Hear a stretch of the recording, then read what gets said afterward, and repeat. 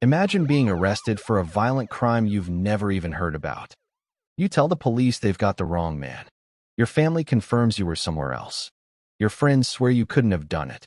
But none of that matters. A stranger points at your face and says, "That's him." From that moment, your freedom is gone. You spend nearly 17 years in prison, insisting you're innocent, until one unbelievable encounter changes everything. Inside prison, you come face to face with another inmate, a man who looks almost exactly like you. The resemblance is so uncanny that even other inmates confuse the two of you. And suddenly, a terrifying question emerges. What if the witnesses who identified you had actually seen him?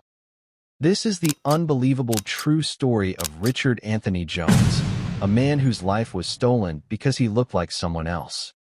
On May 31st, 1999, Americans were celebrating Memorial Day. Richard Anthony Jones spent the day at his girlfriend's home in Kansas City, Missouri, celebrating a birthday with family and friends. It was an ordinary gathering, talking, eating, and enjoying the holiday. At nearly the same time, just across the state line in Roland Park, Kansas, a woman finished shopping at a Walmart. As she walked toward her car, a man suddenly attacked her. He demanded her purse. When she resisted, he assaulted her before grabbing the purse and running away. Shaken, the woman immediately called the police. Officers searched the area and began interviewing witnesses, hoping to identify the attacker before he disappeared. The investigation moved quickly. Police had no DNA, no fingerprints linking a suspect to the crime, no surveillance video clearly showing the attack. Instead, the case depended almost entirely on eyewitness testimony. Detectives prepared a photo lineup and asked the victim to identify the man who had robbed her. She studied the photographs carefully. Then she pointed to one picture. Richard Anthony Jones. Another witness also identified him. To investigators, the case seemed solved. He had never met the victim. He said he wasn't even in Roland Park that day. He believed his alibi, and the people who could confirm it would quickly clear his name. He couldn't imagine that two eyewitness identifications would outweigh everything else.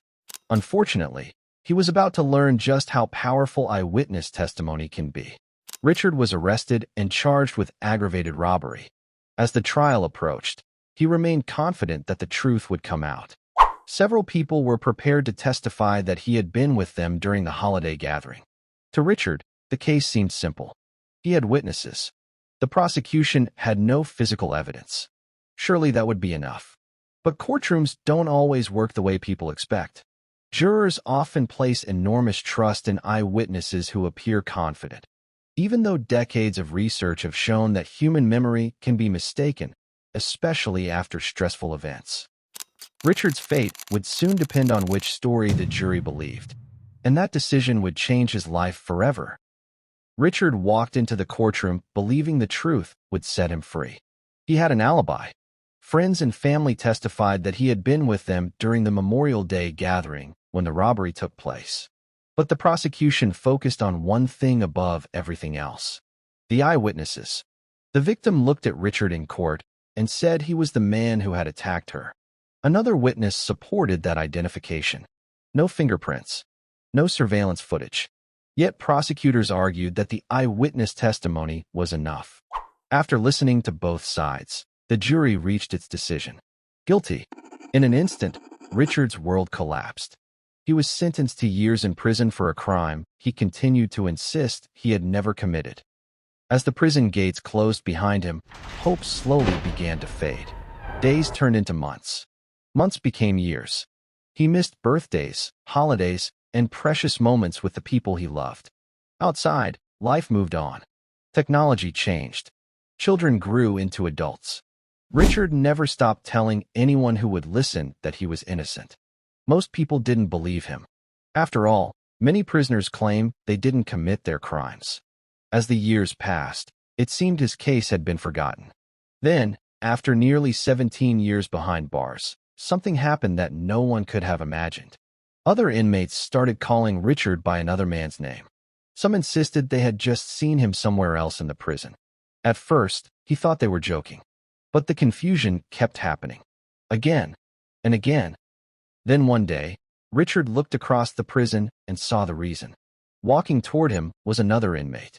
Similar height, similar build, the same hairstyle, the same facial hair. Even more unbelievable, his first name was also Richard, though he was commonly known as Ricky Amos.